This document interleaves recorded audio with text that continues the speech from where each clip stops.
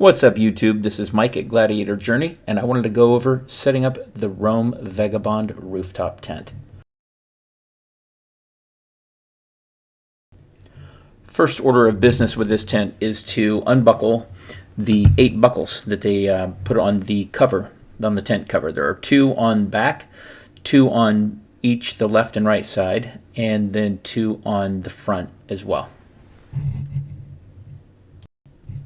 Now, if your truck is lifted, or if you had to raise it to level it, you might have to do what I did here and climb up on your rear tire and actually unbuckle those front clips, because at least with my height, I couldn't reach them if I was down on the ground. Now, once you have the buckles unbuckled, I turn up at least the corners of the cover. You can turn the entire bottom of the cover up a little bit to reveal the zipper underneath if you want. The way I have the tent set up on the truck now, like I said, opening on the driver's side of the truck, the zipper is going to zip across the front of the tent there, which is along the back of the cab. And you can see Clay now unzipping around the corner. Then I'll grab it and open, or unzip it the rest of the way. And then once you get here to the back left, you can just pull the cover off, and I let mine hang down. You can roll it up if you like as well, and it has some fasteners that let you roll it up. That'll hold it into place when you roll it up. Now, while I'm already up here on the tailgate, I'm going to take this opportunity to take the Velcro strap off the ladder, which is on top of the tent at this point. And I'll go ahead and extend the rungs of the ladder out. You can see this coming out on the driver's side now. The ladder is what you will use to open it with. Also, the straps, these Velcro straps here that hold the compression straps, basically, they just hold the tent down when you compress it. Take all those off as well. There's 2 on each side, just like there are the buckles. Except you don't have them, sorry, on the left and right side. There are 2 at the back and 2 at the front of the tent.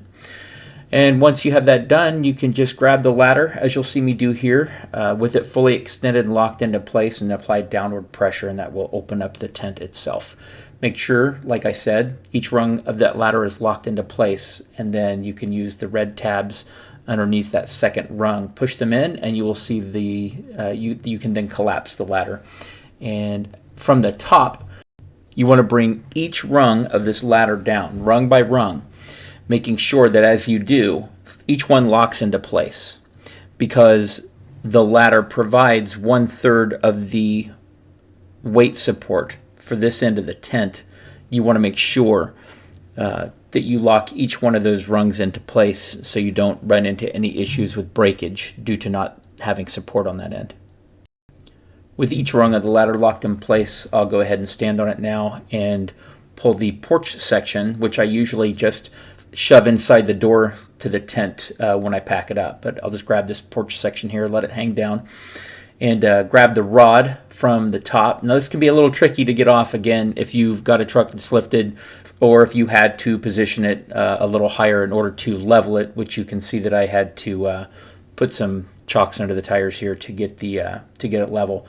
This can be tricky to grab. I just get up on the tailgate, grab the this rod actually supports the porch section, so all you really have to do is lift up the porch section, put the rod underneath, and then at each end of the tent here, you have little tabs that stick up. This rod is hollow, and you just place it down over top of those tabs and make sure they're locked into place on each side, and then you can simply get inside and pull that rod down, and that acts as your awning rod for the porch to keep that porch open. And you'll see the inside of the tent here in a moment, but this is where you'll go up and go into the tent. Now, the other side of the tent also has an emergency exit. You just can't access it through the ladder, but the other side of the tent also opens up fully to allow you to egress if you have to. These here are the awning rods. All you have to really do is the way these rods are shaped, they hold the eyelets that are at the corners of the window shades, and each of these rods, you'll see, you just look for the hole here at the bottom.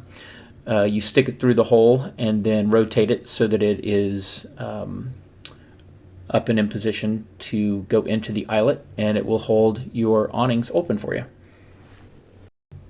Rome gives you enough of these rods for all of the windows that have awnings, which are the 2 side windows and actually the rainfly or window at the back. Now I usually just position the rainfly up and leave the back window open. Roll these corners back down also around the bottom of the tent.